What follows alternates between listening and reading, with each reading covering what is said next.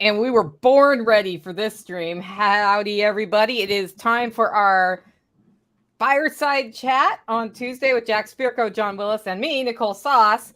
Guys, how's it going? What's happened in the last month? Gee, a bunch of crazy shit, huh? Wait, is that a beer? That's a beer. I'm on vacation. Jack's on vacation. Oh man, a lot's gone on in the past month. It's hard to the whole year's kind of spun together for me at this point by the time we hit, mid-year. So yeah. I'm not sure some of the things in my head right now if they happened this month or 2 months ago, but I don't know. Maybe people are coming to grips with things are not so great in Ukraine. That's one thing that seems to have happened. Bitcoin did nothing this month, even though it spiked and dropped a million times. Mm-hmm. Right? It spiked, it dropped, it spiked, it dropped. It's like 29K. That's what you're saying, right? Like, so that's been cool. New crypto bill came out. Somebody already asked about that. I guess we can talk about it a little bit, but I haven't been able to find the actual bill yet, so I don't really base my opinions on things people say about it. What else? I don't know. What happened with you guys? Like, John, what's new with you? More of the same, right? That's like we make all these videos and stuff, and people are like, hey, thanks for the videos. But there's so many times that I go to film stuff, and I'm like, we literally do this every single day. It's the foundation. So the little finite talking points that we change, 99% of it still remains the same if your life is how you want it to be, right? If you've built your foundation solid, most of the silly shit doesn't affect you. And I often question, like, everybody wants to talk guns right now, and all this the crime bill and all this bullshit. And I love talking it, but is it gonna happen, right? And if it happens, yeah, what does it matter to you? Like, you're not gonna turn your shit in. I mean, the California assault rifle ban, they had less than 1% of the people register their guns, and they say they have over 18 million AR-15s in California alone right now. Somebody check that. 8 million, 18 million, either fucking way. Yeah. There's 8 million AR, and we're not even talking about any of the other shit. Who are you going to send to go get them? Well, I don't know. The 19 guys they sent to get one dude with one gun, they didn't act very quickly. No. They kind of sat there for like an hour because they were afraid of one deranged teenager with one gun. So I think getting 8 million or 18 million out of California alone is not going to happen. I think my bigger concern right now is you're not going to disarm the American people. I'm not giving my shit up. I'm sorry. There's a pretty big threshold before I start shooting people, but you're heading there if you try to take away my ability to defend myself. And I think there's a lot of people like me. I guess my bigger concern for people is what's going to happen to all these people in all these businesses. Like, a lot of these guys that they've built entire businesses in the firearms industry that could be destroyed. But again, there's nothing I can do about that. Maybe they need to go into making files for 3D printers. I don't know. Something like that. That. It's been interesting watching this current iteration of on that after the shooting, which is terrible, right? So I'm not always like, hey, I just want to come out and talk about why guns could have helped prevent the situation. But you kind of need to have that conversation now because they're saying eliminating the guns will help it. And then I looked, I'm watching the news a bit, and I'm reading that a church in Nigeria had a gunman come in. 50 people were killed. And I was like, hey, here's a question. I wonder what the gun laws are like in Nigeria. So I went and looked it up, and sure enough, you can have a gun. You can have a rifle in Nigeria or a shotgun if you're permitted, and that's it. Unless you are the government, which means that there weren't people in the church prepared to deal with this situation. But somehow somebody came in there with semi-automatic weapons and massacred 50 people. I compared it to all of the mass shooting headlines in the U.S. that same 2-day period of time.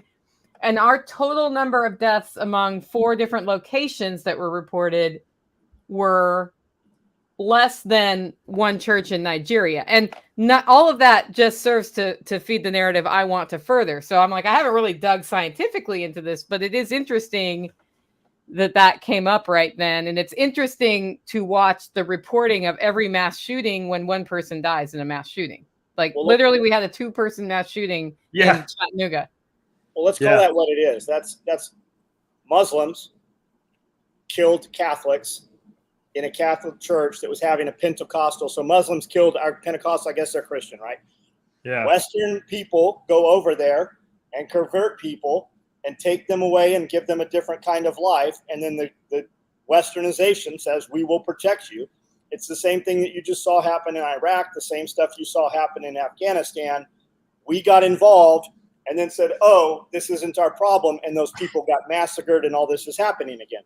But your mass shootings that you keep hearing about, Chattanooga, what's going on in Chattanooga? You have gangsters that killed gangsters. You've got drug crime, you have gang crime, and they are considering those to be mass shootings now because it's all just spin it, right? And really, if we scrub all that away, what is this really about? This is not about protecting children. There's plenty of shit we can do to protect children. Do we think for 1 second that administration and that president has any interest in protecting any children? This is about what you better ask is, what are they about to do to you that they need you disarmed over? Well, they're probably going to do something that we would shoot them for. That's my opinion. Like when you've had an armed population for over 240 years, and then all of a sudden you want to take away their guns, you're probably about to do something you think they might shoot you for. So the mass shooting, John Paul says the mass shooting was 20-ish and 4 shot dead. So let me ask you, what did those people look like? And I'm referring to a different mass shooting. So I was going to say, you are right. The one I was referring to was a different mass shooting this weekend. And who was involved in that shooting? I'm not saying what color were they. I'm saying what is their occupation? What do those people do? That's a good question. Yeah. There's a lot of that kind of shit that goes on too, like with the supposed school shootings. They'll report the total number of school shootings, and so what'll happen is like it's some place with a lot of problems, and a couple of gang members will shoot at each other within the no gun zone of the school because apparently they don't care, and so they weren't in the school; they were in the zone around the school, and they shot at each other. Maybe they killed each other, maybe they didn't. They'll call that a school shooting. That's one example. Another example, when I looked into this a couple of years ago, some guy, apparently he had a pretty shitty experience in school. He was like 28 years old. He rolls up to the school he graduated from, doesn't shoot anybody else, sits in his car, thinks about how bad his life sucks, pulls out a gun, sticks it in his mouth, and blows the back of his head off. So he committed suicide in the parking lot of the school, which probably means the school had something to do with fucking his life up. I'm just saying. And because that's of all the places he could have done it, he chose there. But then they put that on the list of school shooting. And in that same report I read, there was another one where a guard at a school at a detention facility shot himself in his own fucking leg by accident. And they called that a school shooting. So if you look at the information war being waged here, you get these people from Europe and shit that don't understand what's going on in the United States because it's always easy to make people scared of shit they can't actually see. And they think we're killing each other all the time everywhere. And they'll say shit like, there's a school shooting every day in America. No, there fucking isn't. Even with those fucked up numbers, no, there isn't. But how many of those are actually school shootings? So like John's saying, like a mass shooting. Was it a mass shooting? Or was some gangsters shooting at each other and some people got in the way? Yeah, and I think even engaging in the debate as it's framed right now is not helpful. Because it's kind of like the argument about becoming vegan to save the environment. Vegans are not wrong. CAFOs are terrible for the environment. They have a valid point. I have a different solution for that. There are 11 of them in the backyard right now, rotating through the grass, right? Treating animals better can really lighten the environmental impact better than fields and fields and fields and fields of soybeans and chemicals that are needed to grow them. Same thing with the gun discussion. It's, all violence all the time, but that doesn't mean there isn't gun violence, and it doesn't mean that violence isn't a problem. But we're not discussing how do we address the violence problem. We're discussing a tool right now. Yeah, I agree, because there's countries where people are like, well, this country has this gun control, and they don't have hardly any shootings. You could probably go into most of those countries if they don't have high violence otherwise. If they're largely homogenized, peaceful countries. People don't have the fucked up mental problems they do in America. You could probably go through there, knock door to door and go, hey, man, here's your gun. Here's a box of ammo. And you could probably give everybody in that country a gun that would take it. And you'd probably have very few murders because that's a country where people aren't murdering people. Like, they actually have their shit together to the point where people aren't killing each other. Because then they invent words like gun violence. There's no fucking such thing as gun violence. I got a gun right here, right? It's not very violent, is it? Is it doing anything? It's been there a long time. I actually leave it there because it's kind of cool because I got it at my 10-year party. But I also leave it there to kind of make a point. Like, I'm still waiting for this gun that's behind me to commit an act of violence, and it hasn't done it yet. It just hasn't. Now, it's not an AR-15. There's a dude that literally keeps a webcam on an AR-15. It's been there for like 10 years, and he's waiting to do something. We do have, but you're right, Nicole. We have a problem. We have a violence problem in America. And it might be like a whole load of our youth are fucked in the head because we destroyed the nuclear family. We put them on psychotropic drugs. We've convinced them they have no fucking future and they have no male mentor role models in their lives. And the world's going to end in the next 10 years because of global warming. So why would you control yourself? Then we also made school shootings a thing. That started with Columbine. Right. And when I say we made it a thing, like the media made it a thing, like it's now a thing, like a kid that's fucked in the head thinks one of the things I could do is a school shooting. Right. And that's a very sick thing. And we created that narrative in their head because we've had people doing fucked up shit for a long time. We didn't have that. When I went to high school, I would say at least 50% of the students in that school could have went home and put their hands on a gun and ammo at any time that they wanted, at least half. And back, there was the 80s. There was one here and one there of some kid losing their shit, but it was exceedingly rare. So there was more access in at least rural America to guns than there is today. And yet we didn't have this problem. So something went wrong with the people, not access to firearms. Hell, in the 60s, I had a gun that my grandfather gave me. He bought it in the 60s from Sears and Roebuck, like the song, in a catalog. He ordered it and they sent it to his house. Yep. So why don't we talk about the problem? Because the problem is not what we actually are concerned about. They're not concerned about the problem. But that's what we should be talking about if we want to solve the problem. But that makes us murderous assholes that just want more kids to die. And then we should be open to multiple solutions because there are multiple solutions to this problem. It's not one thing. No. It's not easy. That's the problem. It's not easy. The problem with the problem is it's hard. We got to do something hard. Jordan Peterson will tell you that it also has to do with online dating apps a lot. So you've got these online dating apps and you've got females who can just pick through and pick the alphas. And the alphas, they're always going to pick from the cream of the crop that they want. So they're just going to hit, and they're going to meet up with 3, 4, 5 girls a day. And this girl just keeps swiping, right? So she's got this dude and he's kind of the friend. But he's always secondary, and she always has the pick over something better than he is. And then you add in the estrogens, the lower testosterone in society, the psych meds, right? Everybody's seeing a damn counselor now. Everybody, at school, they want to prescribe your kids medications. You have teachers recommending that you give your children drugs. So when you take and you put all these together, people no longer have to pick and deal with the people they're around, right? If you wanted to date when we were in high school, you dated people at high school or maybe another school if you lived someplace close enough to see that girl. But I remember being in high school and knowing girls that were dating dudes who had already left high school. So those dudes had nicer cars. They were always chasing up. They were never chasing their level. And I think that's kind of usually the case. So with the dating apps now, you made it scalable, right? Yeah, absolutely, and in a massive way. I don't know. I don't use dating apps. No, that sounds like an environment of hell to me. Something I've never even considered, right?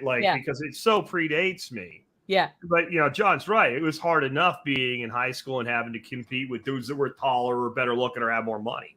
And where I lived, nobody had any fucking money, and you still had to do it to a degree, right? Everybody was broke, but it was that you were broker, right? You were more broke, so then that made you poor versus the guy that was only a little bit broke. I drove a freaking $400 car, so the guy that had a $2,000 car was way better than me, right?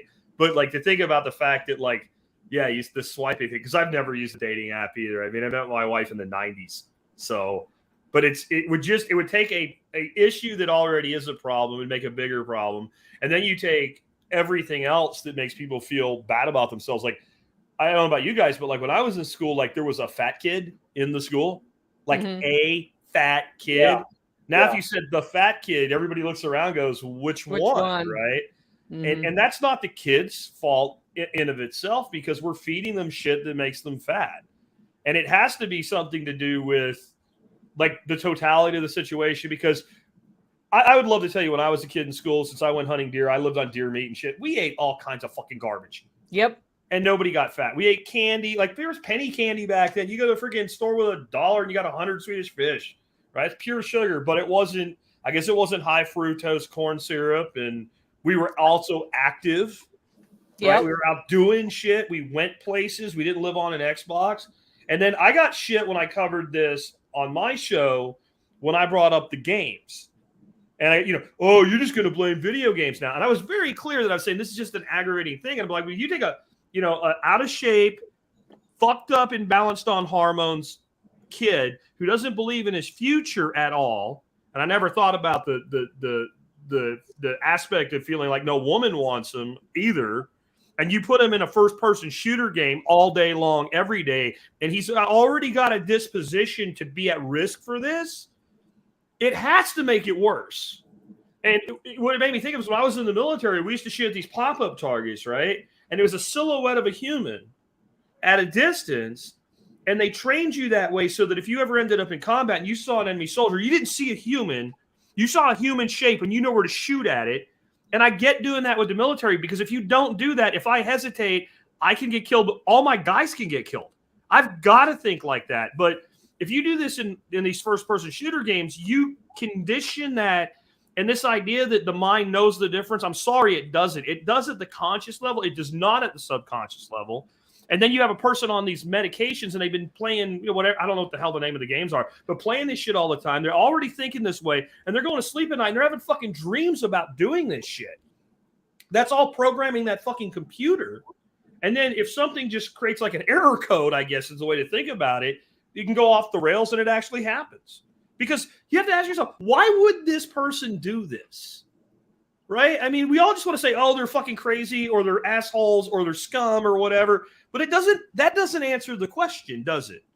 That doesn't answer the question. Why did this person break? And I've not even heard that. I've heard people talk about the ancillary stuff like you and I, three of us are right now. But I've not heard that discussion at all. Why did this person specifically break? And I don't have an answer. But boy, we might want to ask that question, right? You also have a lot of the games, there's a lot of people in there, right? You can go from being whatever you are to being whatever make-believe thing you are. Yep. And you get accolades and you get the attaboys. And I mean, there's guys playing video games where there's 1 million people watching them stream live on Twitch and YouTube, just watching them play video games. Yeah. So you literally, you live in a make-believe world where you can be whatever you want to be, and whatever that game is that you got good at is probably what you're going to become. And I'm not saying ban video games. I mean, there's a lot of shit at 50 years old. There are kids in video game, groups and social media groups that we're not even aware of. Like, it's not even on our radar. Yeah. Yep. I don't have a solution for this though. I don't either. I wish I did. I don't either. Well, I have a solution for me and mine, but that's all I got. Yeah. Right? Well, that's probably the solution though, Jack. It has to be like bottom up. Yeah, my grandkids are not going to the fucking state school. Period. Have you seen Joe Rogan's interview with the MK Ultra guy? The reporter found all these files showing that the MK Ultra program was real, and he put all these doctors together who said that they'd never met. Through files, he got into some past income and past financial files, and this is where the files from MK Ultra were buried. He's written a book. He's been on Rogan, I think, 4 or 5 times. There's several 20-minute videos, and then there's the original full-length Rogan video. He was on Rogan a year ago, and he was talking about Ted Kaczynski, Unabomber, being CIA admitted he was part of MK Ultra. Charles Manson was part of MK Ultra. Oh, And shit. this was back. This started back in '63 on an Air Force base. You had some guys who a dude had super severe migraines. Went to see this psychiatrist. He put him on some drugs. This guy, a few months later, ends up coming out of the woods. There's a little girl missing, and she's now dead and has been raped. Just crazy, crazy shit. And he was part of this program. This guy's name came up in these files.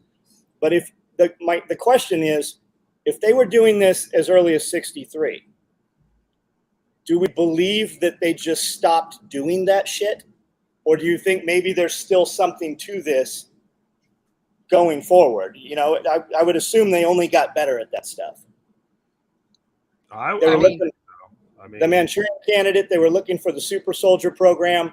There's a ton of stuff showing that they found it. And then in San Francisco, they had these party houses that were CIA funded, and they started dosing. They were women posing as or actual prostitutes, bringing Johns in, and then they were dosing the Johns with different drugs and stuff, and then running programs out of there.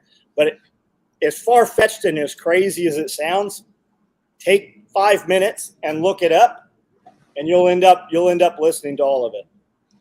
Yeah, if you look, I can't remember the actual operation, what it was called, but there was a movie called Jacob's Ladder. Yeah. Which was about the Vietnam War, and they were drugging the soldiers to get them to be more aggressive in combat and what have you. And that was based on an actual, like the movie was fake, but it was based on an actual thing that the CIA did with soldiers in Vietnam. I mean, all this shit. And yeah, I would think not only are they still doing it, but they're better at it. But then that means the unintended consequences or the intended consequences are worse. Yes. Right? I mean, like, because a lot of shit, you start cracking into the human brain and fucking around, you don't know what's going to happen. There is no way to know what's going to happen. Yeah. The crazier thing is, like, if you say, okay, the government is doing this to the population, is it that far unfathomable? Like, the fact that you would be like, yeah, maybe they are, right? The fact that we don't believe that they're not. They've done enough insidious shit. Just look at the last couple of years, right? Over just the last couple of years, of course they want to disarm population right now, because you have people in other countries right now pulling the ruling class from their castles and beating them to death in the streets. Why is your government putting up more and more fences? Why is the White House a no-go zone? Why is the president never at the White House? Why do all of these people that want to take your firearms roll around with bigger and bigger teams with larger and larger perimeters everywhere they go? How come you haven't seen Fraudsy? Where's he been? Like, where are all these people, and why are they not out in the public anymore? Because they know they've done enough bad shit. And of course they want to disarm you. Of course they want to disarm you, because they see what's happening in all these other countries right now. The ruling class is being ripped from their castles right now. And you're not seeing shit on media about it. You're not hearing it. They don't want to plant that seed here. Well, and to me, something that's really, it's long-term may be good, but short-term horrifying is what's really happening right now is a loss in trust in government, right? And you might think as an anarchist, I'm like, woohoo, well, hold on a second. What does this mean when this breakdown occurs before we've kind of transitioned to a place where people are taking care of their own shit, right? This is where the magic button question comes in. And I'm like, I'll push the button, but we need to talk about the timeline after I push that button, right? Because I'm seeing this now, and I'm seeing it in cops.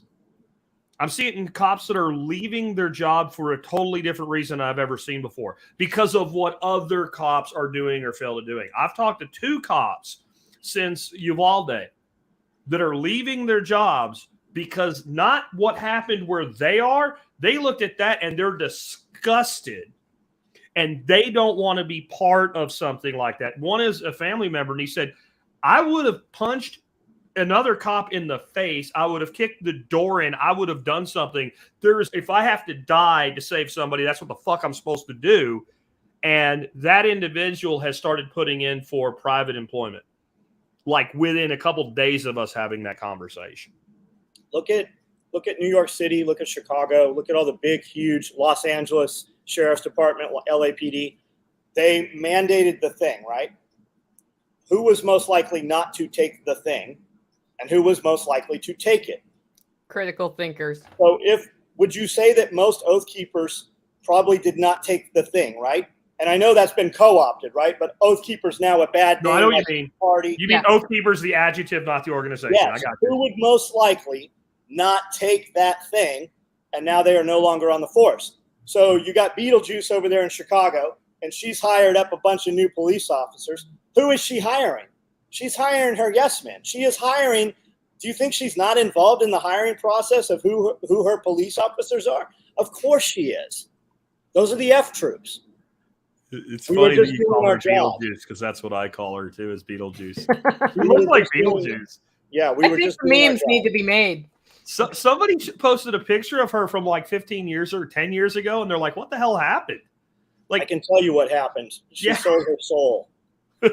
It does look that way, doesn't it? It looks like somebody literally sucked the human soul. I think when you embrace the lifestyle that's being furthered, you start looking terrible. Even the people who are healthy look terrible. They're always chasing something else, right? Yeah. Like the elite, right? We hear pedophile rings, we hear kid, and there's a lot of shit that makes it look like that is fucking actually happening. But they get desensitized when they can have access to whatever women they want, and they can have access to women that are not their own that they want. They just keep climbing that ladder, more depraved and depraved shit, and it desensitizes them to achieve the level of accomplishment or climax or whatever you want to call it, whatever it is in that instance. They become desensitized, and it has to get crazier and crazier and crazier to be able to achieve that. Yeah, it's kind of like doing drugs. Yes, I would think so.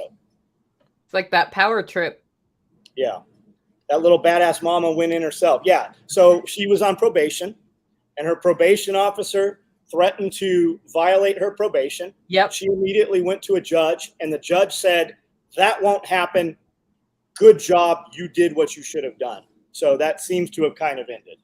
Yeah, it's been interesting watching the TikToks about that topic where they're like, let me get this straight. This person who was handcuffed convinced somebody to get out of the handcuffs, ran in, got her kids out of the school. And she describes, like, you sent me that video, John. She describes hearing the active shooter and just being like, okay, that's over here. I'm going to go over here and get my kids out of there.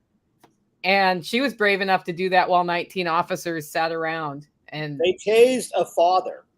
Yeah. The father was going, and they shot him with a stun gun. And still, the guy that killed the bad guy was not one of those law enforcement officers. No. He was a border patrol guy. Yeah.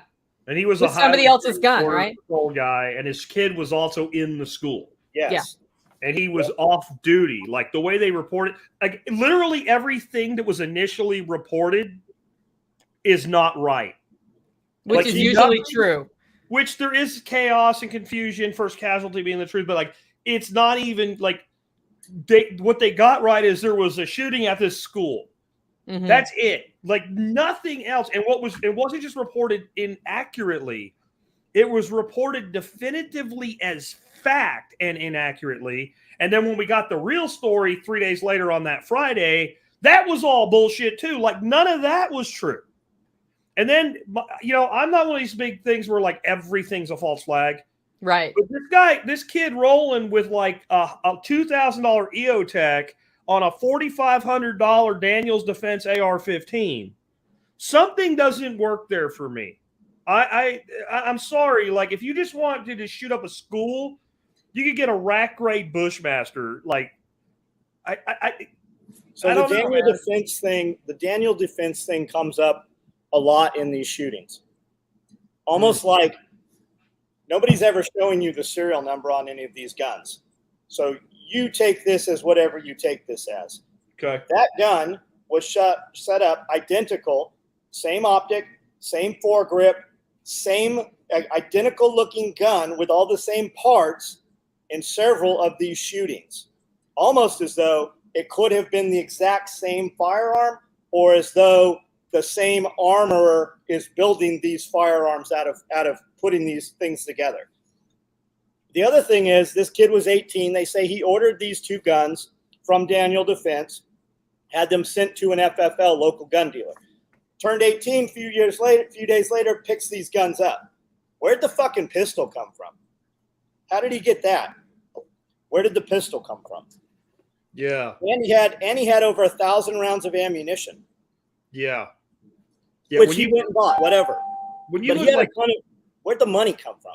when you look at full battle rattle, you're talking 7, 8, 9 grand worth of shit this kid had. And someone just said that supposedly he bought it on credit. Well, first of all, I don't believe supposedly anymore. Like everything they've said is wrong. So like I haven't seen a credit card receipt. Where's a kid in Uvalde, Texas, is 18 years old, his entire employment record is he dropped out of school and went to work for Burger King or McDonald's or whatever, get that line of credit from?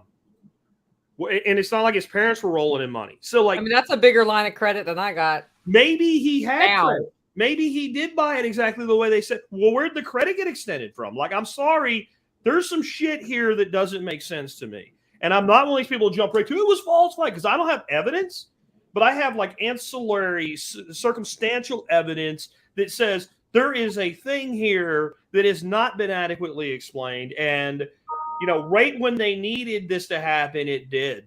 I'm not a big believer in coincidences either. Okay. I have another topic. Okay, we probably should go there because this one's going to be great.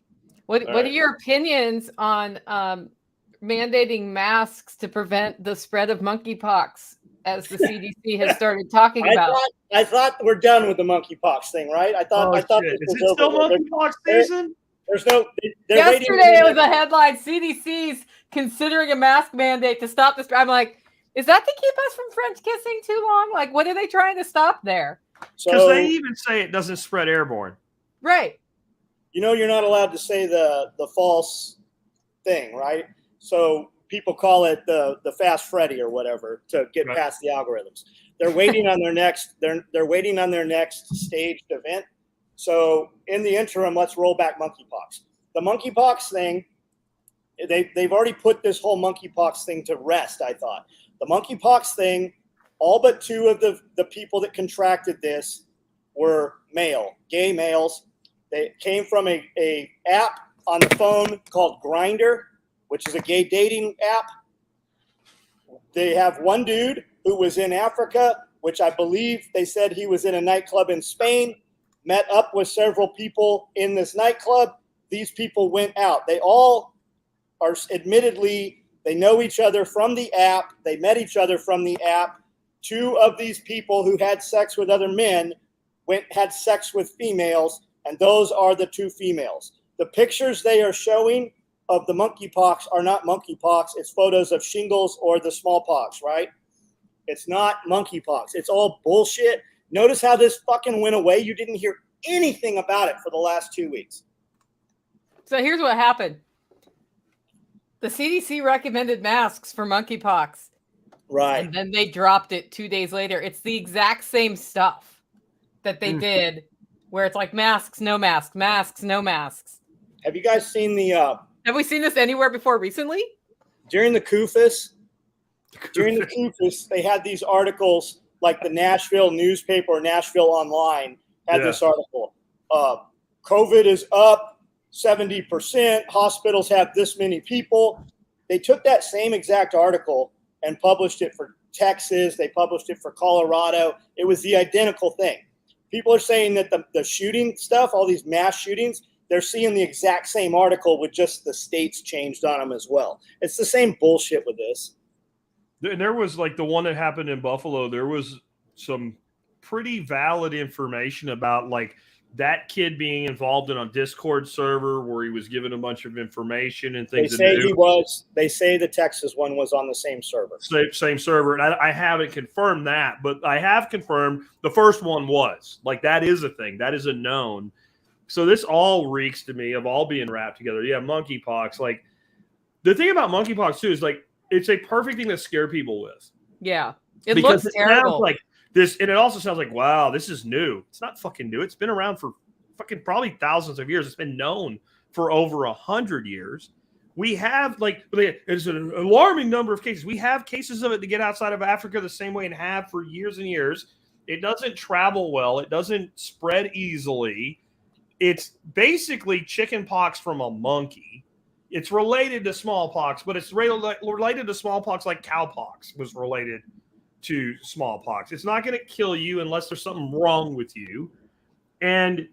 But it looks scary, and it sounds it's scary. It's going to be uncomfortable. It looks really uncomfortable. It's on your fingers, your toes, and your taint.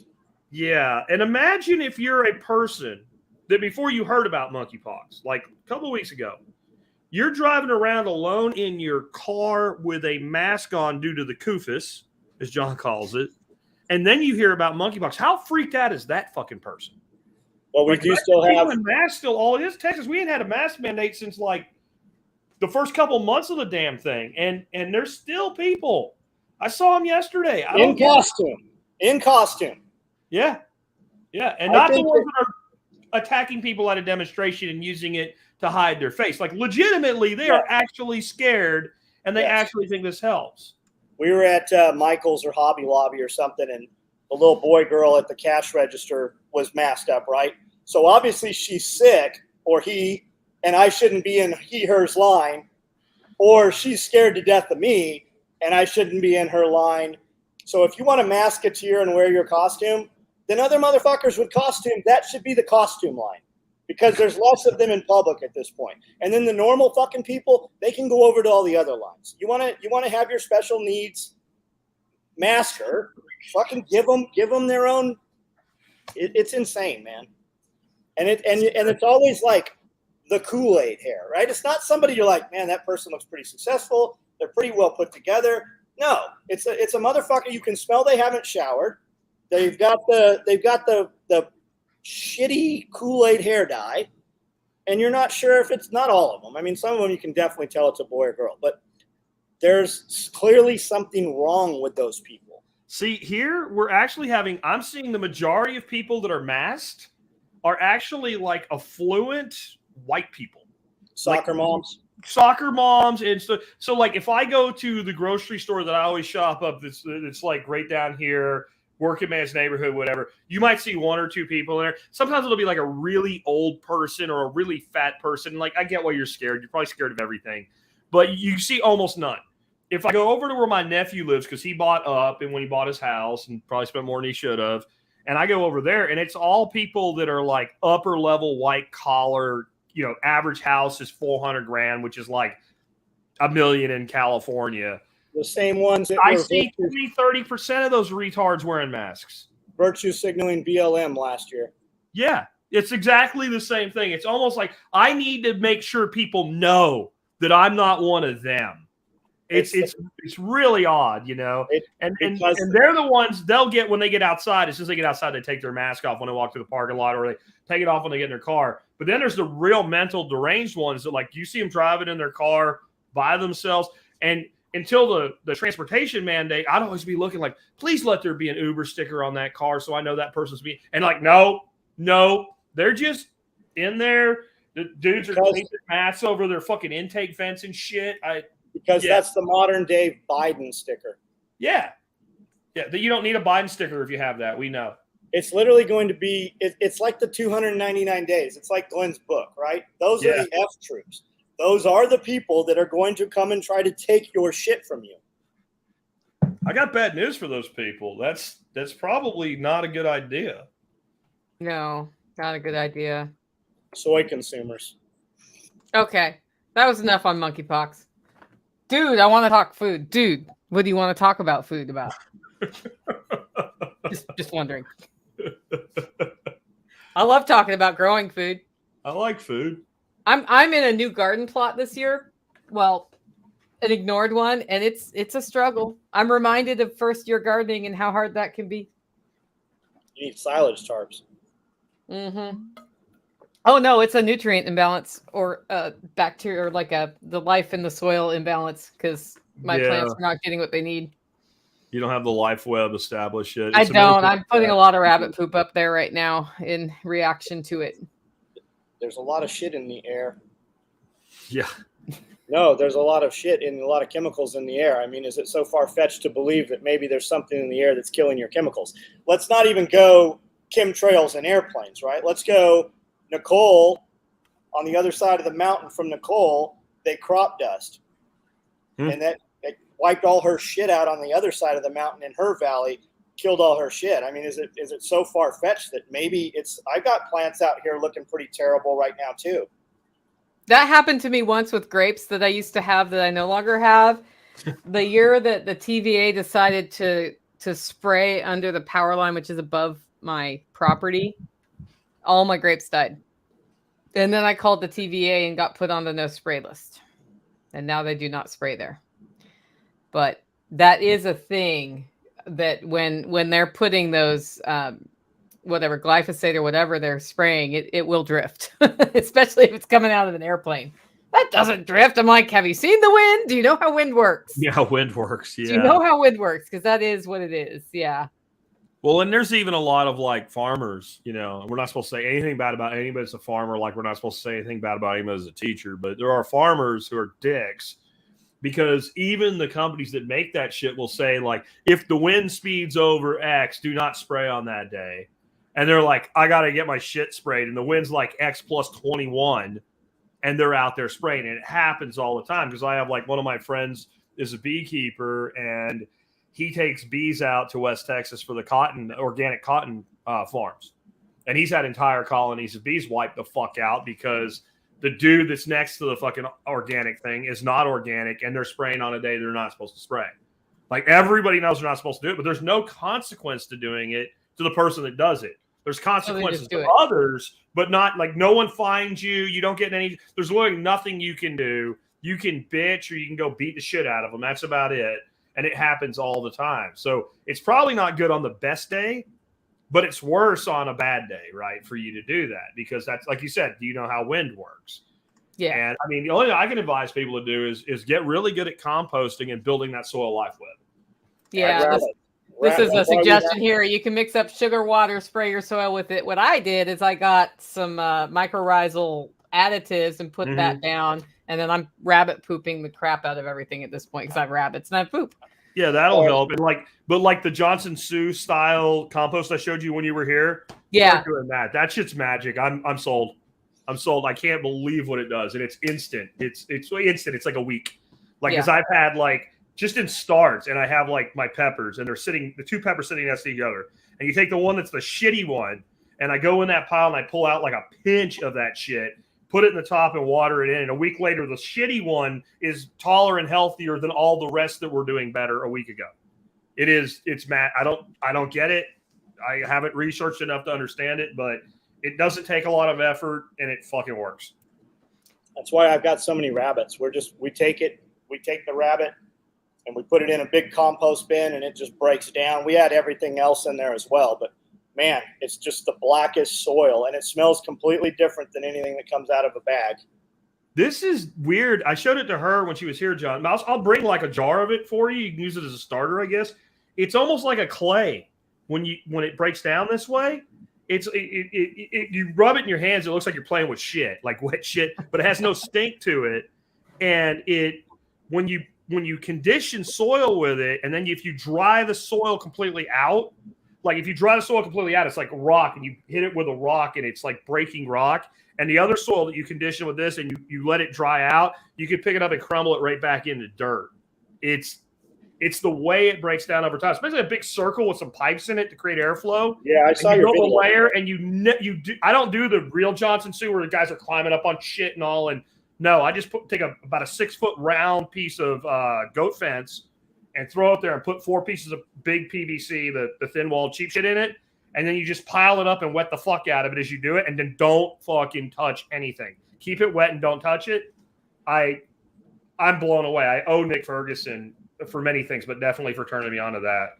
Permapastures I've seen him do. I see a compost video from him almost every day. Yep. But I seem to recall him having some tubes down in some of his also.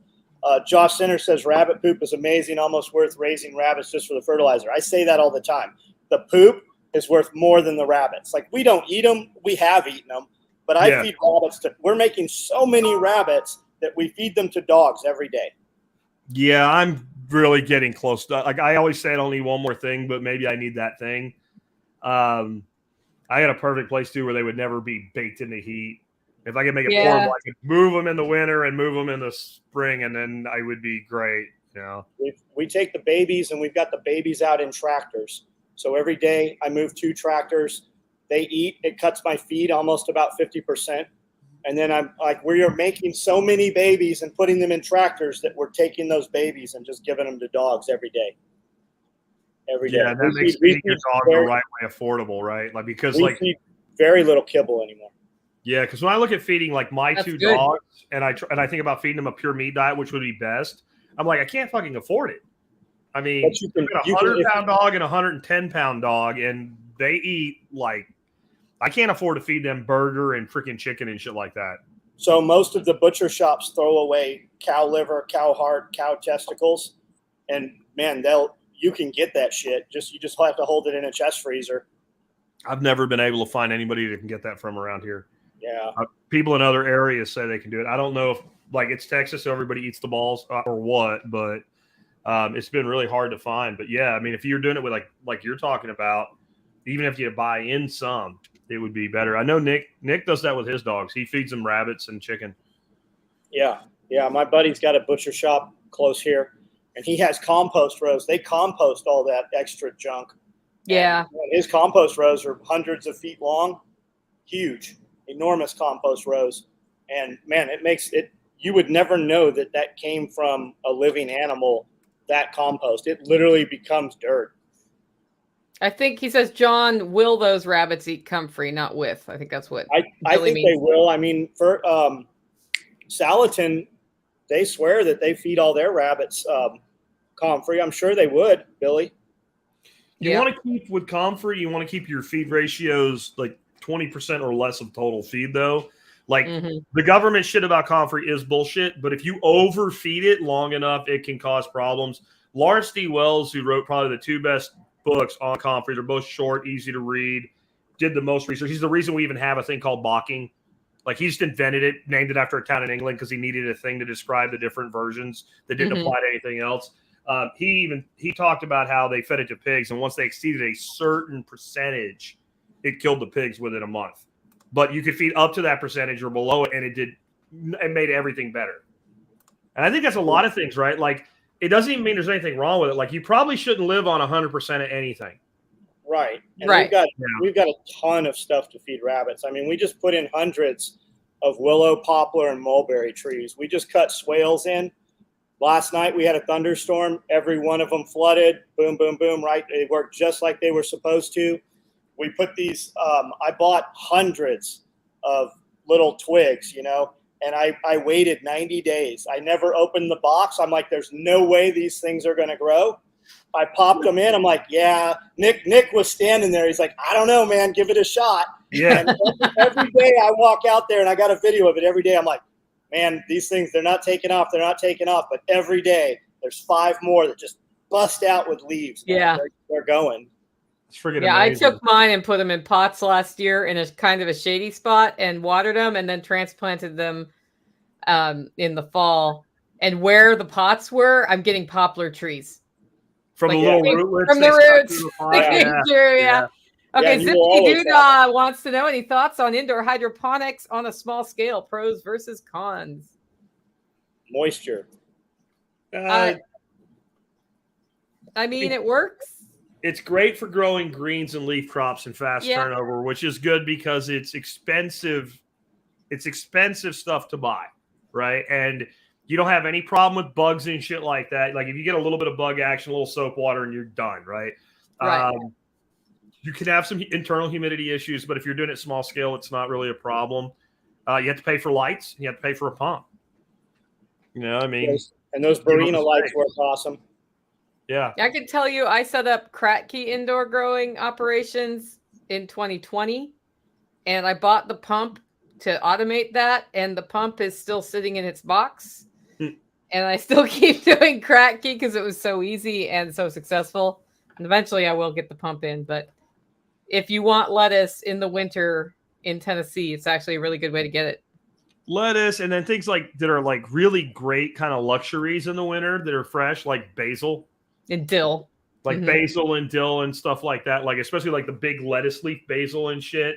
Or like flowers. that you're really growing for the greens when you do hydro, like nasturtiums. Nasturtium, yeah. Like nasturtium is a great crop to grow like that. Like those are the things to grow. Like if you're going to try to indoor grow tomatoes and peppers and cucumbers and shit, you're rigging up lights and some weird apparatus and crap, and it doesn't make any sense.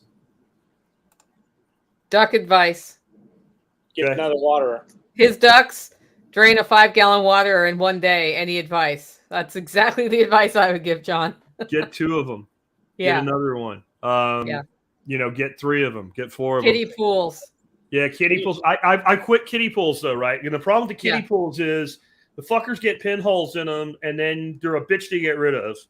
So you end up like fucking with an X-Acto knife, stripping them up and shoving them in the garbage bag so the garbage dude will take them away.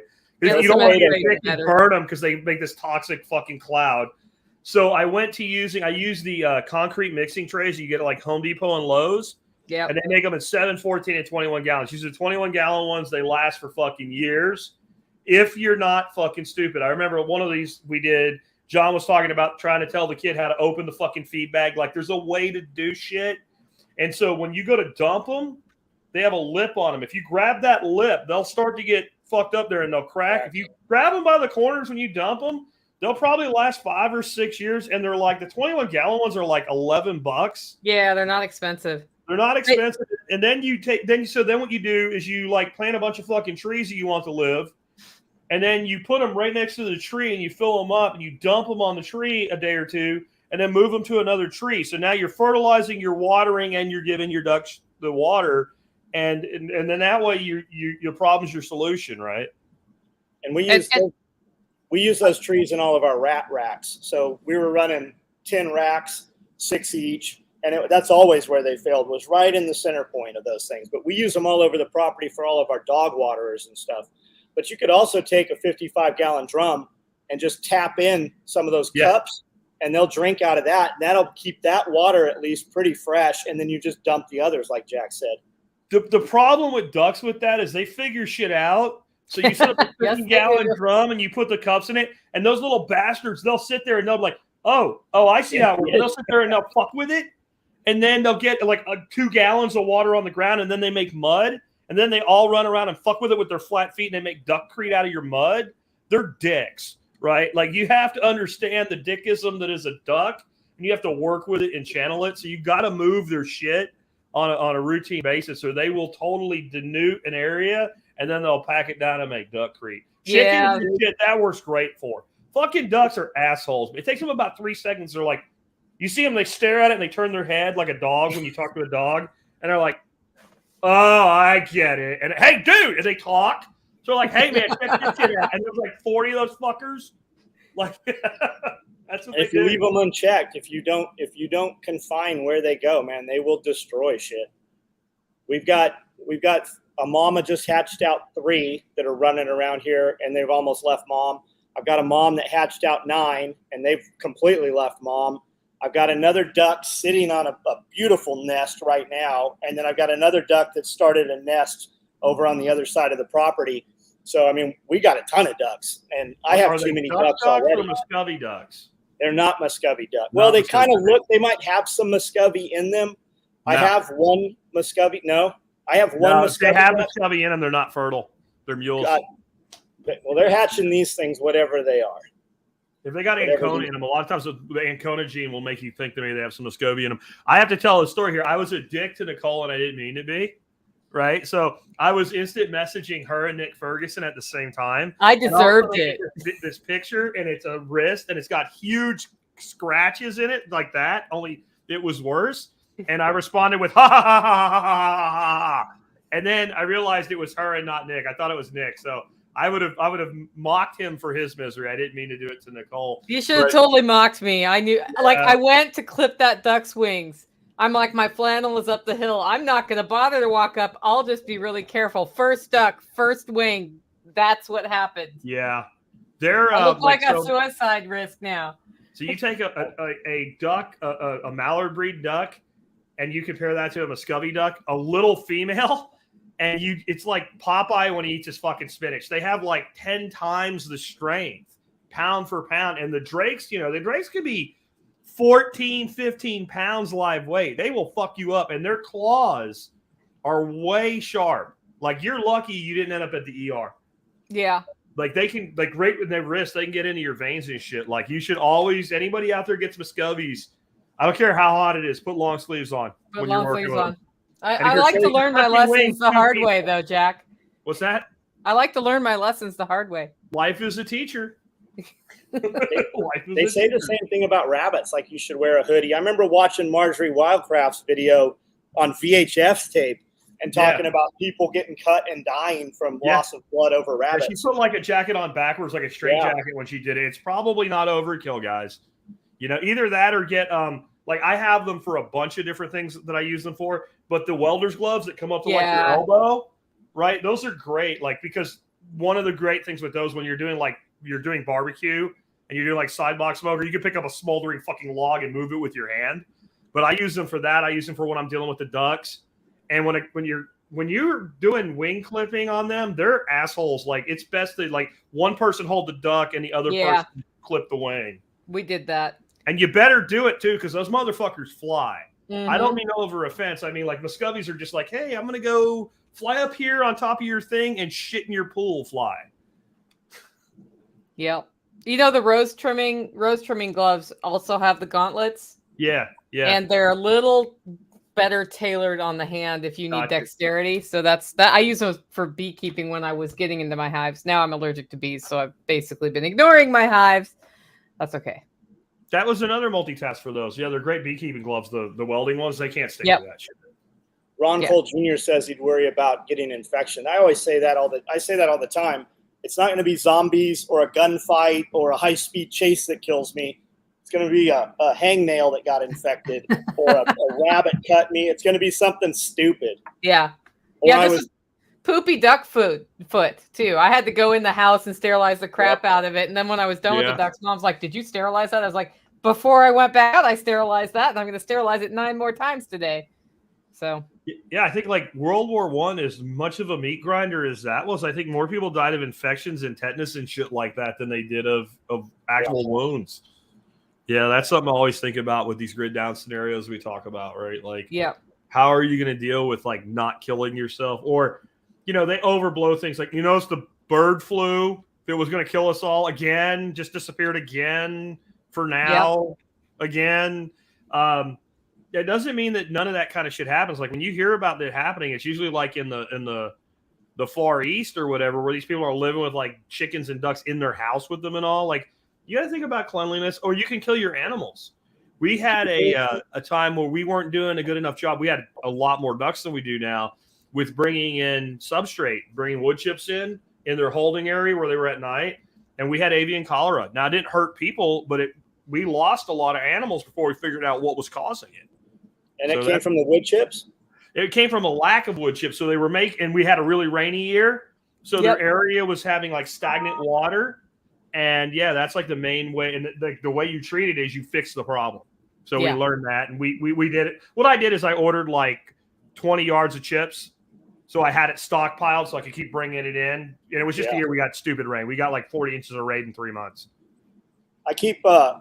I move wood chips around. We have a pile of wood chips so big we move them with a skid steer. And when I do, and I hit certain parts of that where they've chipped different types of tree that seems to have a lot of different leaves in it, a smoke comes out of it. But it's not a smoke. It's like a mold crossed with a dust.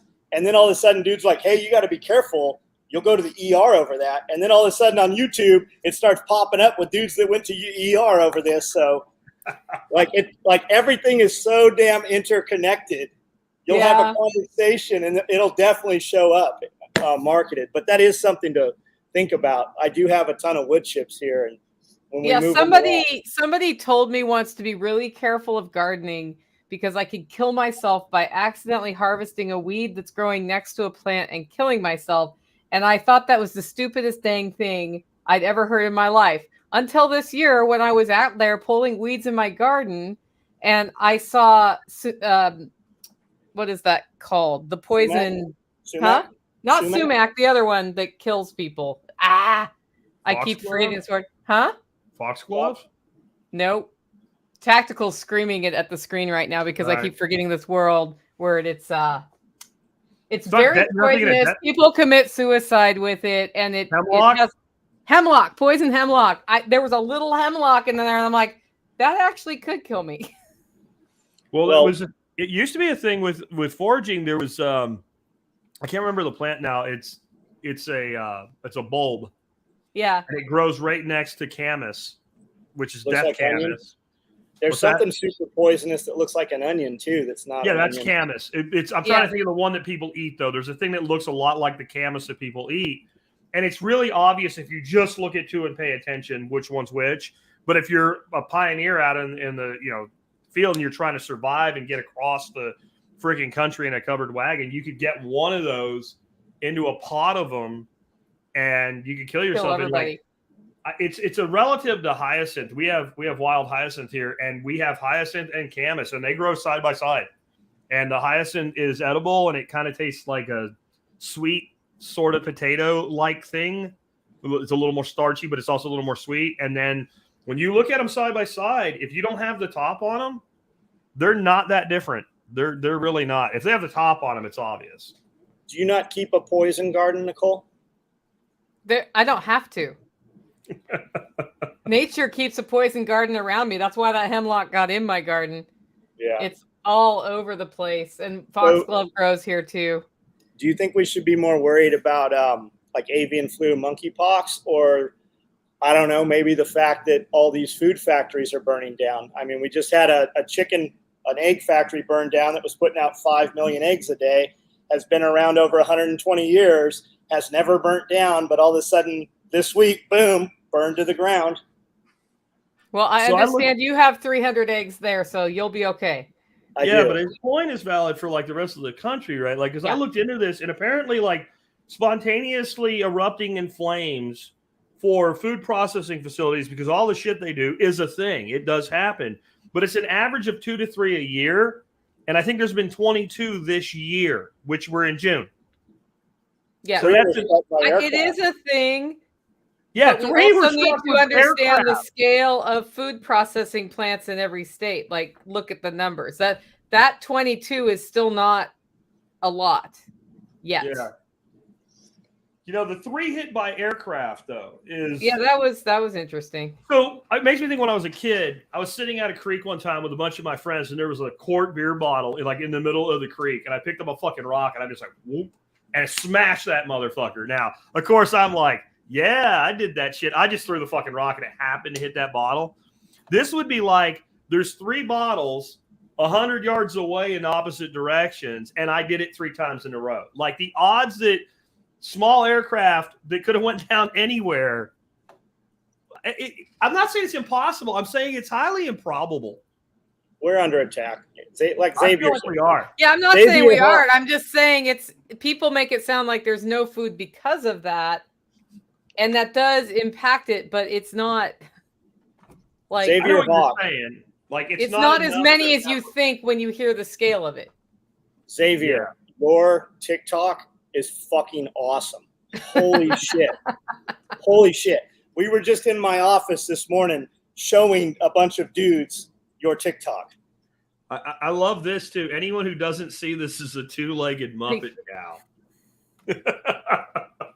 Did he just call me a Muppet cow? Did you say you didn't see it? No. Okay, I did say it wasn't as big of a problem as some of the people are making it out to be. I think it is. I think it is a big problem. I think that we're doing a disjustice by not having the conversation.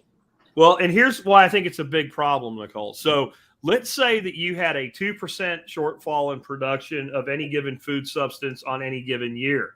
It's irrelevant. It's a rounding order. Let's say that you're already in a pinch situation. You add a 2% shortfall. Right.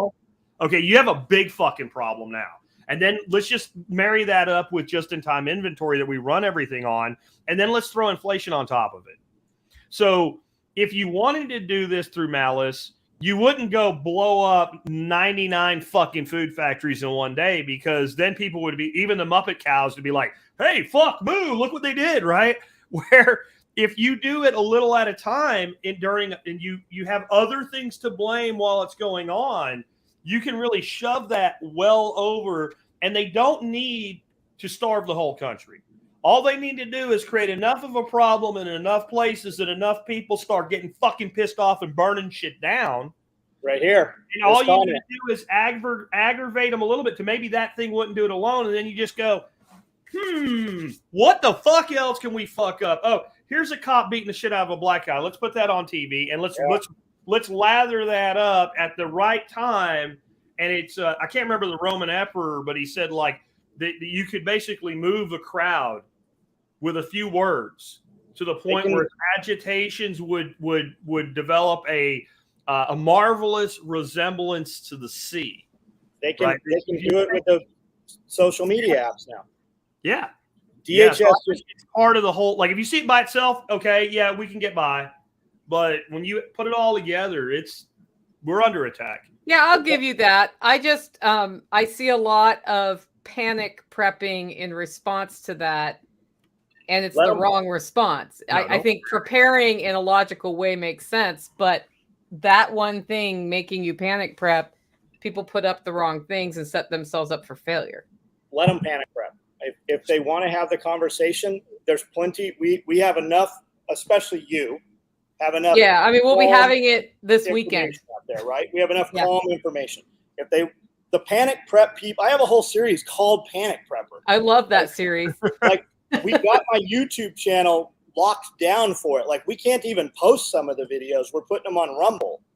But if the guy who's panic prepping, he's going to go buy 25,000 rounds of 5.56 anyways, and he's going to buy 10 ARs anyways, whether you tell him, hey, you might want to get some way to grind that wheat you have stored, he's not going to hear it anyways. So, yeah. Okay, so I know you wanted to highlight this comment. Yes. Jack, I know you also only wanted to stay on about an hour, so if you need to bounce, I'll make a deal with you. As long as I can go get another beer, I'll stay on another 25 Go minutes. get a beer. All We're good to go. Let me see what it says first yet. DHS just came out with a bulletin saying next summer wants to be violent. Yeah, that's because they're going to fucking make it violent. I'll be right back. Yeah, that I believe. They're pulling the levers. Well, here's an interesting one. Historically, anytime food cost exceeds 40% of the average income, revolutions happen and people destroy the existing system. So let's look at the cost of milk and the cost of eggs. Where are we in comparison to 40% right now? And are we talking from the beginning of this year or from the beginning of last year? Well, it's 40% of average income, right? So if average income in this country is $50,000, then what's 40% of $50,000? And is your total grocery bill for the year 40% of that?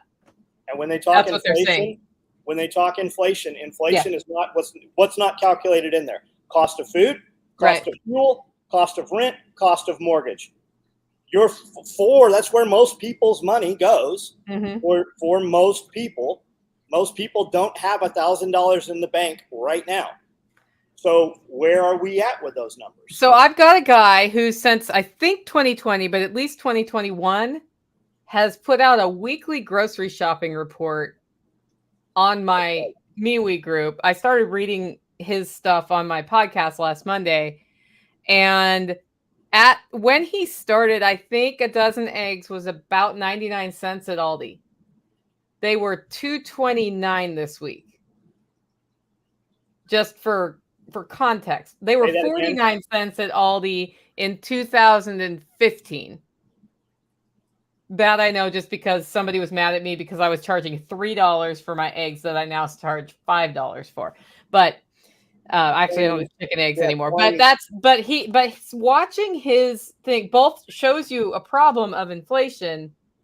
But it shows you where it's overblown. Like it's still going up and down. You can start seeing the cycles. What's the end game to pulling these levers? It's to get you to fight amongst yourselves. Because if you're fighting amongst yourselves, you are not going to be organized enough to go grab them.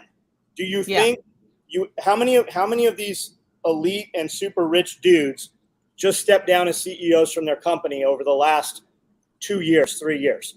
And why did they do that? Because they can't convert for cash. To cash out, they have to step down in order to sell the stock. They didn't take all those millions and billions of dollars and set them in a bank account. They bought assets with them. They bought helicopters and islands and bunkers and yachts. Why? Because if that dollar collapses, that asset they bought can still be traded for whatever the currency where they are is. The US dollar devalues at what? If you had $10,000 in your safe 2 years ago, how many eggs would it have bought compared to how many eggs it will buy right now? Or let's say diesel gasoline. I hold 600 gallons of diesel over here. I used to fill both of those tanks up for right about $1,000. It's taken me $1,000 to fill not even a full one right now. And that's just in a time period of less than 12 months. It's interesting that Xavier said that manufactured, what was the comment? Difference between past revolutions and now is one is being manufactured on purpose. This one is being manufactured, and we're not going to stop it. I think that's the thing people are having trouble with. They keep wanting to stop it. It's not going to stop. So what's the next thing you do? What would you do in martial arts? You're going to go with it and direct it where you want it, right? So how do we direct this in a way that's better rather than scream about trying to stop it and fail at that? Best way to block punches to not be there, Danielson. That's a good right. Get out of the fucking way. And the thing about, I agree with what X is saying there on this is manufactured. Most revolutions throughout history have been manufactured. The difference is we manufactured them other places, and now they're manufacturing it here for us. That's true. That I would agree with. I don't think anything changes until people have had enough and there is violence. I don't think you're not going to vote this away. And when you look at, go ahead. I was just saying, if you look at like Ted Kaczynski's manifesto too, this is some scary shit. Oh, I heard you read that. When if you're looking to take over the apparatus of power, you don't want to take over the apparatus of power until everything is so fucked up that you don't get any of the blame for how fucked up it is. If you take it over while it's a little bit fucked up and it just gets a little bit worse fucked up, it's your fault. But if it's completely fucked up when you take over, you can actually continuously blame the prior as you remanufacture things the way you want to be. So if you actually want to completely alter a society, you need to destroy it before you change it. Or you won't be able to change it because you'll get your head thrown on a pike while you're trying to do it. And what if they do want to lower the population, right? What if they know something you don't know? What about the Deagle report? As crazy as that shit sounded, that dude supposedly worked for several different presidents across history. You can go as crazy as you want to with this. The question is, what do you believe or what do you don't believe? What is the catalyst? I don't know. Can we agree that it's happening, though? Does it matter what they've done it? I think the depopulation's already happened. It happened culturally before this started, though, just by encouraging. No, I agree with that. So we're having fewer and fewer children in this country and have been for a long time. That's what I'm saying. This is a phased in depopulation, right? So, like, if you just kill everybody and you're the people in charge, you have a fucking problem, right? Like, how do I keep everything fucking working if I kill too many of my livestock at one time, right? So what I need to depopulate through there'll be some mass murders here and there and some famines here and there and shit, but I really need to depopulate through basically entropy, right? I need to have a lower reproduction rate. So this has been going on a long time. If you go on YouTube and search for demographic bomb, you can watch a documentary about this that's decades old at this point, forecasting a decline in population. If you add to it this fucking clot shot they just gave everybody and the reproductive issues it's adding, and then you add that dudes are walking around with higher estrogen levels than testosterone levels, and chicks are walking around with higher friggin' testosterone levels than they should have. And then you add to it half of the population of young people now thinks that they're a different sex than they are, right? Like, you're going to have a reduction in reproduction. You're going to have that. Like, I think that 20 years from now, the global population will be less than it is today if nothing else bad happens. And I mean significantly, too, not a little bit. People think, I just saw Elon Musk tweet about this. I'm like, holy shit. Like, even he gets it. People think that China has that one-child policy. China's current fucking reproduction policy is 3 children. Has been for years. 3. Yeah, and it's in fucking, their population's in decline.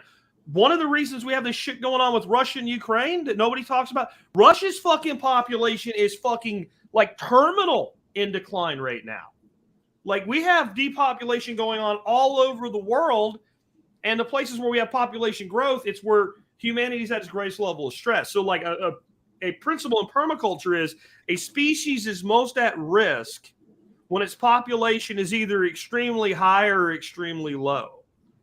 And so maybe there's some people that think they're doing the right thing with their maniacal shit. I don't know. But yeah, I think depopulation agenda exists. I just don't think it's like, let's wipe out a billion people in one go, because that upsets their own apple cart. Like that's, you wouldn't kill your entire herd of cattle in one go, right? You have to, it's like corporate downsizing by not hiring. And like when people retire, you just let them retire and leave.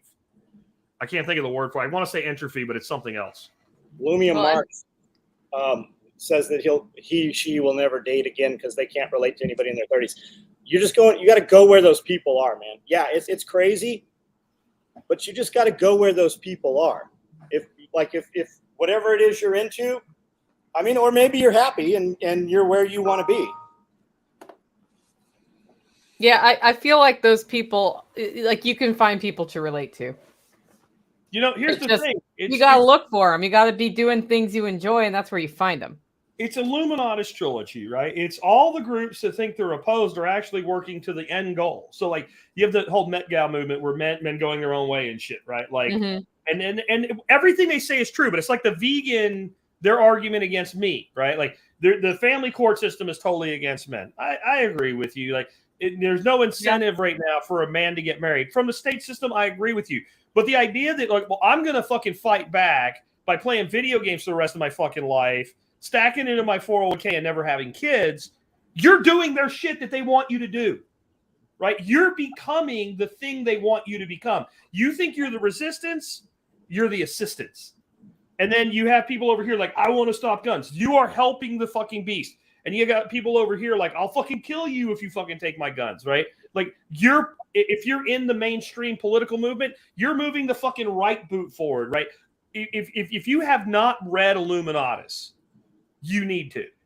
Because when you see that pattern, again, it's one of those patterns where you look and you go, fuck, there it is, there it is, there it is. And until people start seeing that pattern, you can think you are the most counter-revolutionary or revolutionary motherfucker on the planet. You're aiding and abetting the enemy. Not because of your intent, but because of your action. I tried to find Illuminatus trilogies. I've never been able to find that on audiobooks. So you have to actually read it. Audible. It is on Audible. I've never been able to find it. I'll find it for you.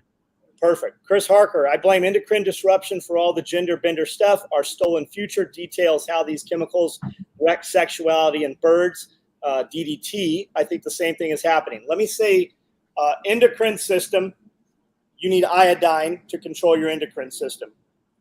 Chlorine, bromine, and fluoride block the uptake of the other, right? So there's a video, it's about 90 minutes long. I have probably posted it 100 times. Every time I post it, within a few days, I start getting notifications saying they've killed the link. It's a video called Poisoning Our Water. And it is about the history of fluoride and how they got the United States to put it into the water, and how it was a dentist who was a scientist that worked for Alcoa. And up until then, we exported all of our fluoride. The United States and China, I believe, are the two only countries that fluoridate their water still today. And it's absolutely insane when you watch these videos. And it's what's crazier is how fast they remove the video when it's put up. Yeah, I think there's something to that. But I think that the thing with the whole pansexual, transsexual, whatever has been, it's been like aggravated by shit like that. But it's really been made a thing with psychological warfare. Like, you have all these people. We started with this about the school shootings and why are these young men going out and killing people and what have you. We have made this a thing. Like, they made Columbine and the school shootings a thing. We've made this thing like you're cool if you're pansexual, transsexual, and whatever the fuck you are, right? Like, it's a thing to be now. So you have these especially teenagers, they're mentally disturbed and they're upset and they're angry and they have no hope. And this is an identity that I can cling to. And then we've done this long enough now that we have a whole generation of fucking parents that are goddamn fucked up in their head too. And they're encouraging it and they want to go out and brag that they have a trans kid.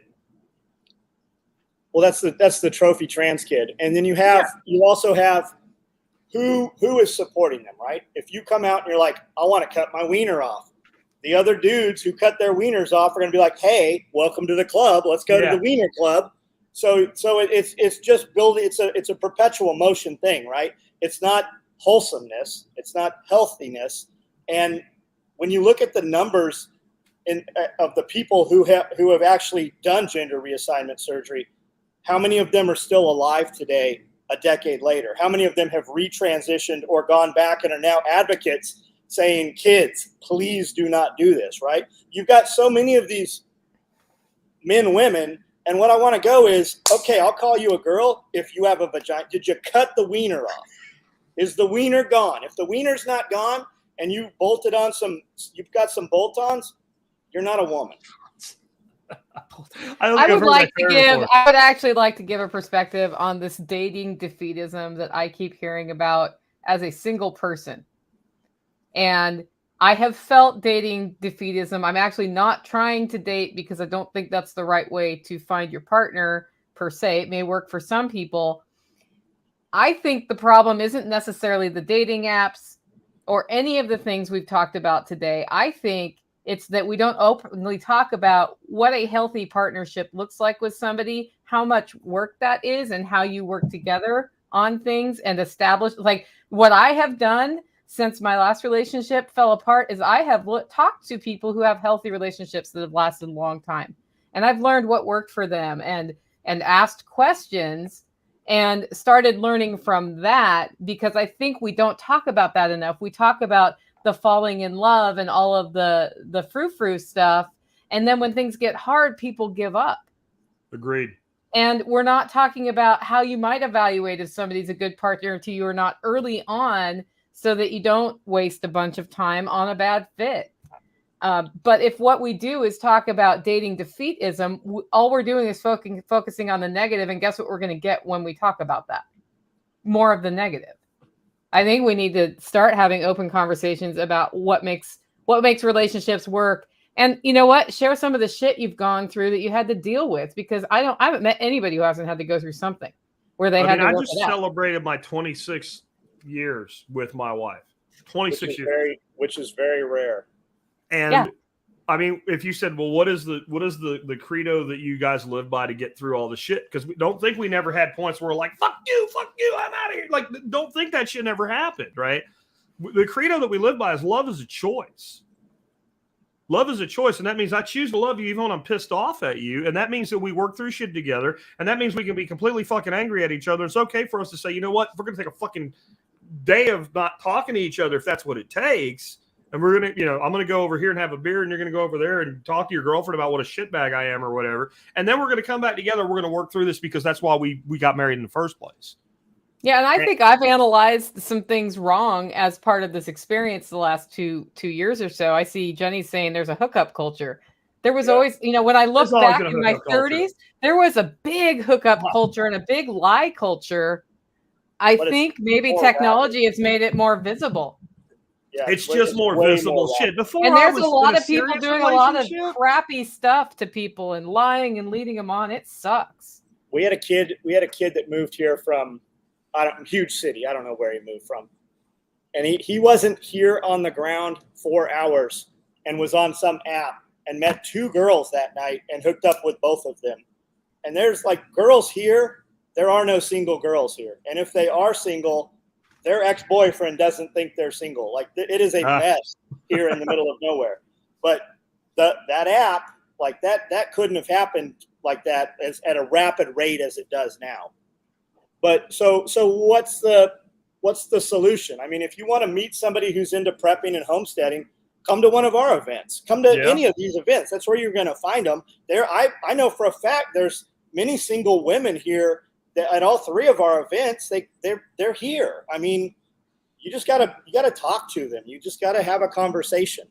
Well, I think Well, we it's also funny need. because I think some people have met at Self-reliance Festival and are Yes. now married. And our first one was last October, so that was fast.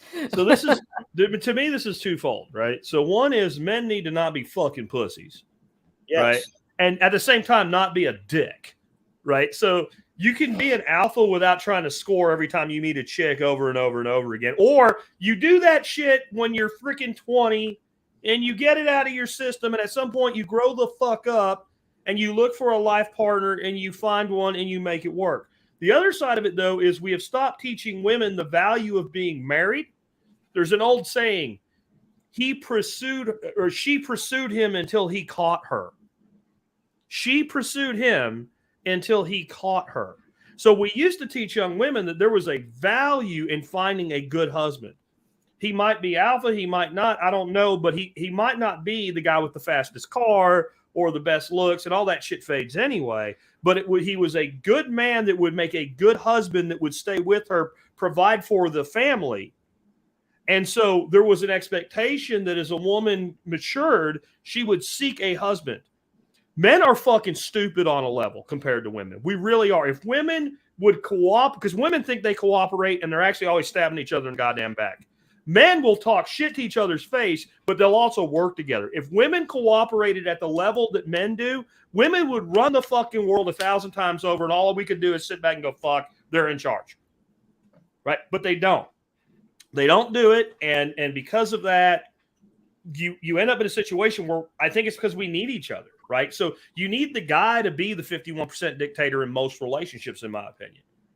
And we've stopped teaching, I guess you'd call it basic home economics, right? That there's a value in that relationship, and we teach women that, like, what you really want is. And I think no matter, I don't care if you're talking about a woman, a man, a shim, I don't care what. When you start telling somebody what you really want is, whatever you say is wrong. You don't know what that person wants, but you can teach them that there's a value in a thing. And we don't teach young women anymore. There is a value in finding a good husband. Now, they may decide, like, I'm not for barefoot pregnant in the kitchen. That's not what I'm saying, right? That's not what I'm saying at all. But I'm saying otherwise, we probably wouldn't do all these things together. Yeah, exactly. But we can teach there's a value in a thing. There's a value in a man who will stand up and be your husband and will never back away from the commitment of that. Because if men are pursued, we will be caught, right? Because that's what we are. Women could totally run the world if they wanted to. I just don't think they do. I don't think they do, but it's because men, we are very responsive to women. We're designed to be responsive to women. But if the message we get from a woman is, I don't want you, well, then fuck, I don't want you either, or I want you for tonight only, then we're like, okay, that's fine. But if the message we got from a woman is, I want you if you want to be with me for the rest of our lives together, we might say, well, not you. Okay, not you. But if we are presented with that option, we're going to pick somebody. But if you leave us to ourselves, we probably won't. There has to be some effort made by the other side. And I got to open the door because the dog's scratching on it. That is the way that goes with that dog. I think a lot of 20-year-olds don't get that hookup thing out of their heads, right? Jack said, do it when you're 20, right? I think a lot of guys, a lot of kids are just weak. And maybe like Billy Bond said, maybe it is just lack of testosterone. Maybe that is what the issue is. And that's fixable if you identify it or you want to fix the lack of testosterone. But I think that a lot of these guys at 30 years old, nobody told them, hey, get the fuck up and go get a job.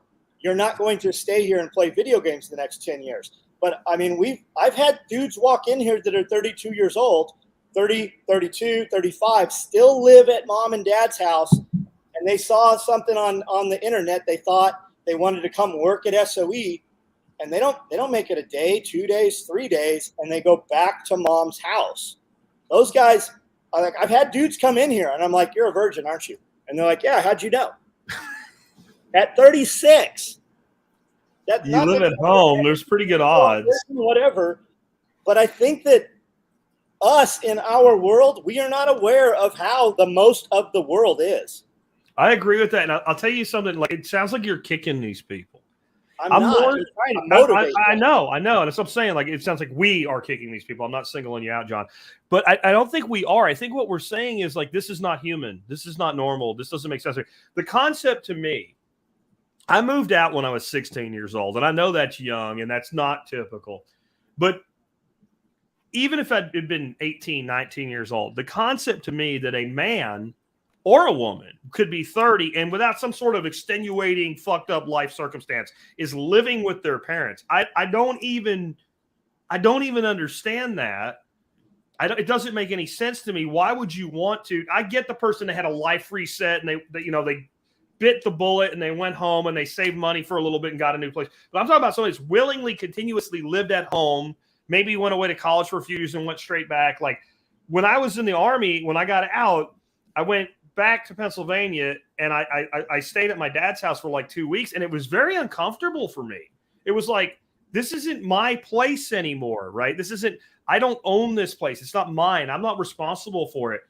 And the fact that people so willingly do this today, and you can say it's because of the economy or whatever. No, bullshit. Like, if you want to actually have a place to live as a grown-ass fucking adult, you can fucking do it yourself. You can get a roommate. You can figure it out.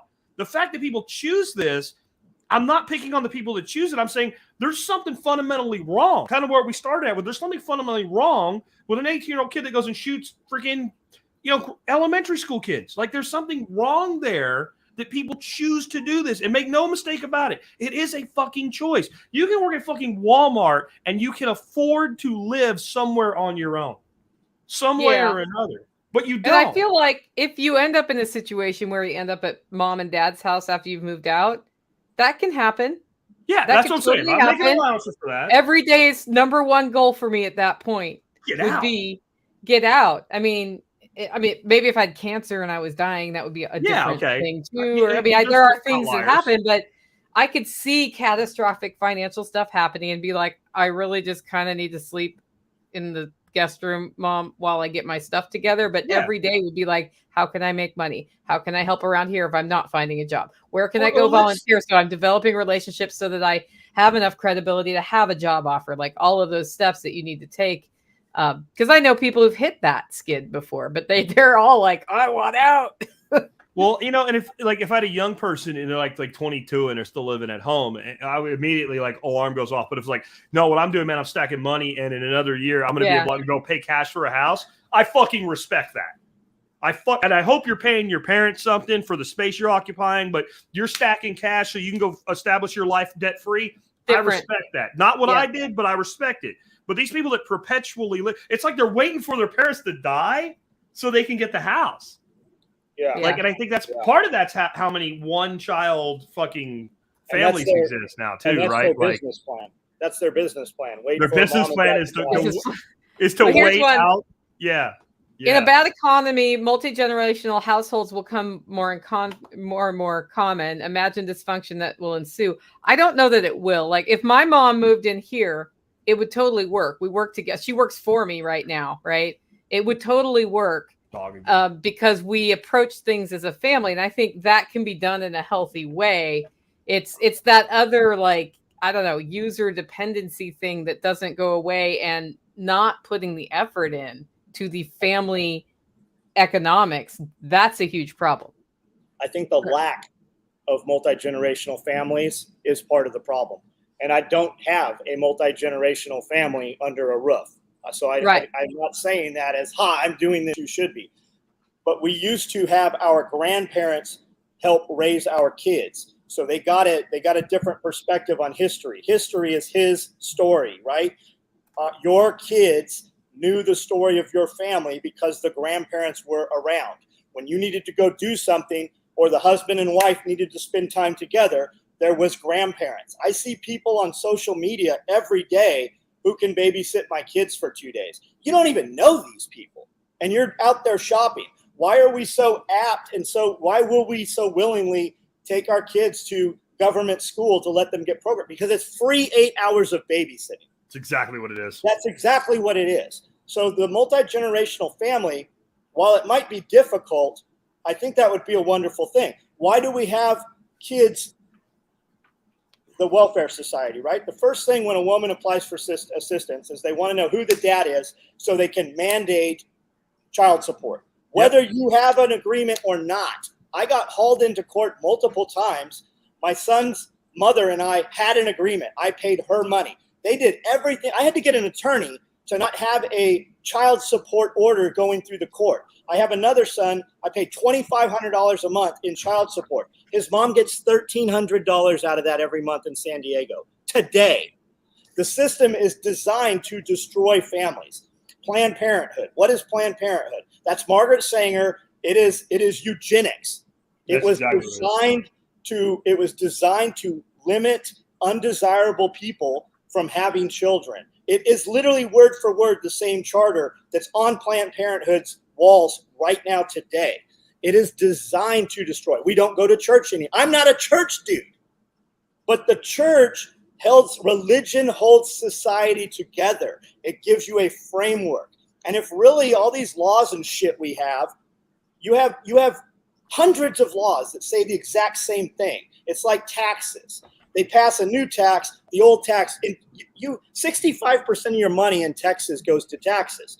The horse and buggy tax still exists today, yet there's not a fucking horse and buggy anywhere, and the Amish don't get taxed. It's just absolute insanity, and it is all we need is 10. We need 10 laws. If you go back to 10 laws and you put repercussions for breaking them, you wouldn't have these problems that we have. What holds you back from most of what you want to do? Me? It's the government. It's Agreed.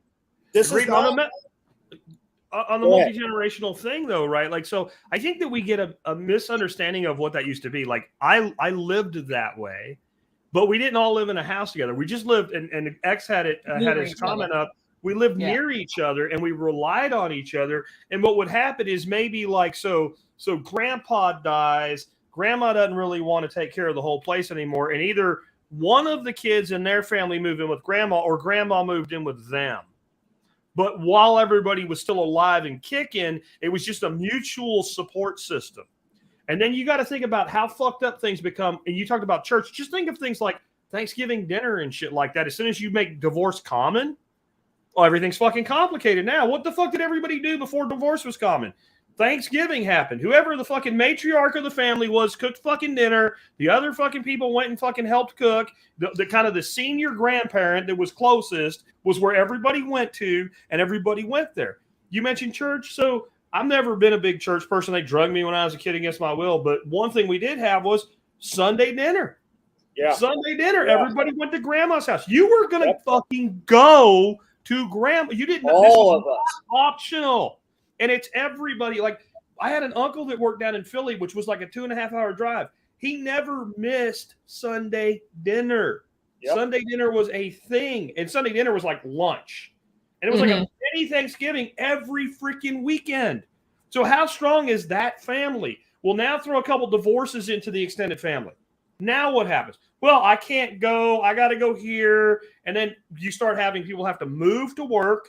And you move outside of a reasonable driving distance, and all of a sudden that whole nuclear family element, it's not just about grandma, great-grandpa, and freaking the new family living in a house together. It's the community of them all being close enough to interact and rely on each other. And like, I need somebody to watch the kids. Well, there's 4 people I can pick from. And that way I don't take one grandmother and she becomes daycare for all the kids. All the time. And then instead of being, I get to have my grandkids, it becomes, fuck, raise your own kids. Yeah. Like, this is how the whole thing, and if you don't think that's by design, then you just ignored 70 years of history. That's all you've done is ignored the last 70 years. Because you can look at it and say, these things, if you had any forethought, if you do these things, we'll end up with what we had today. And you wouldn't have to do it with hindsight. You could just go back to when they occurred and said, if we had this society working this way and we did these things, what would the result be? And you'd be able to project it forward as easily as you could put it backward, right? And so that's where we're at. I got to go soon, guys. We're at. Yeah. Gotcha.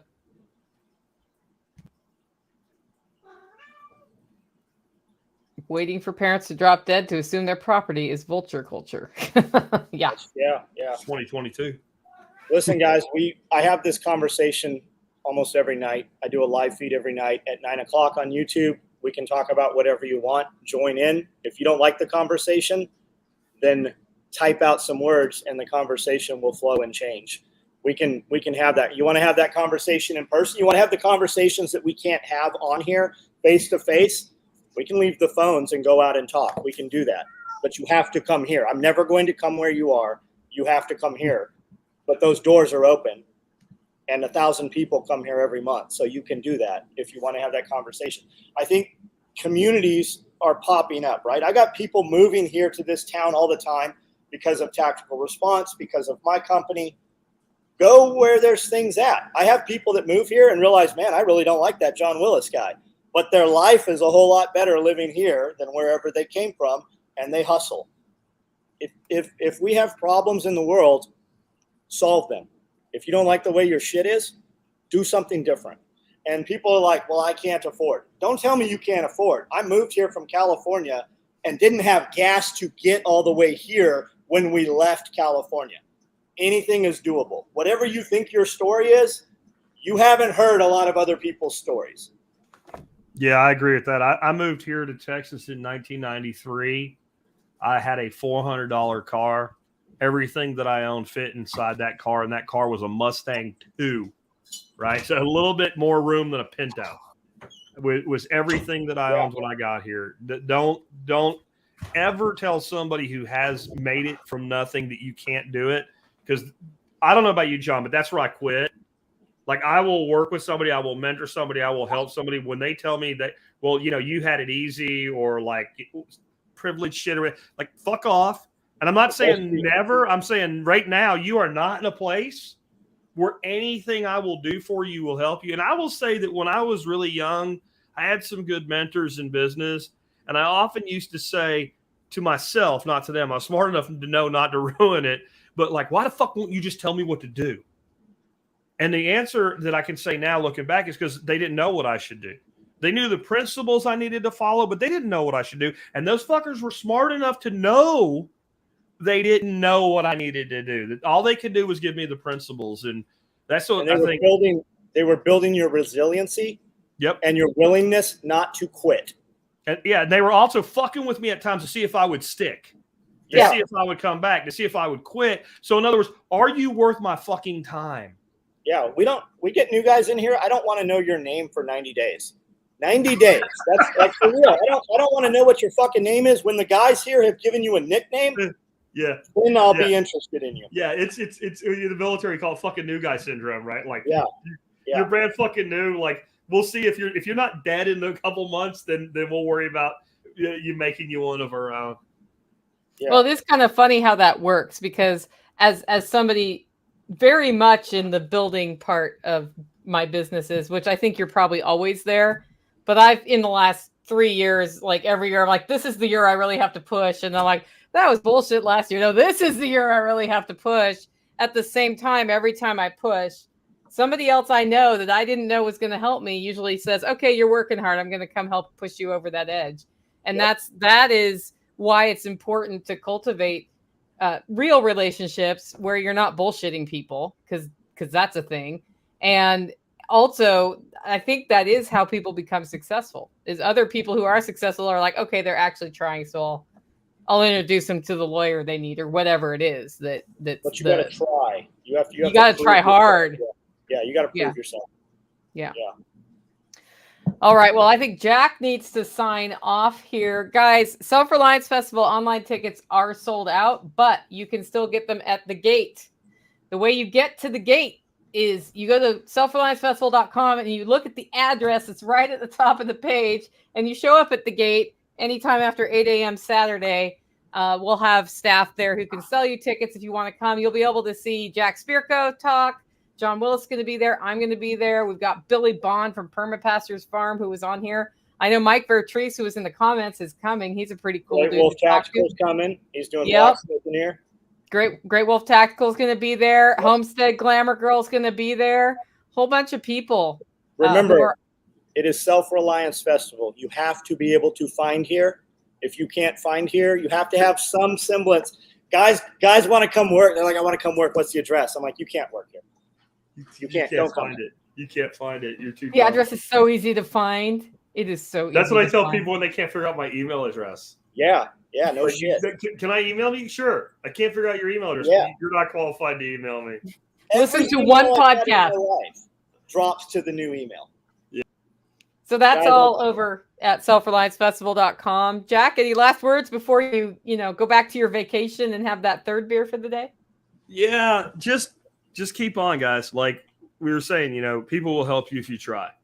When I see somebody busting their ass, I will help them. When I see somebody that wants me to help them so that they can then get the courage to bust their ass, I don't have time. Yeah. I don't have time. Just keep on it. And you guys, thanks for doing this once a month. I'm glad to be here with you. Yeah, this is fun. I'm going to roll now. I got to go. My wife's home. See everybody next time. See most of you this weekend.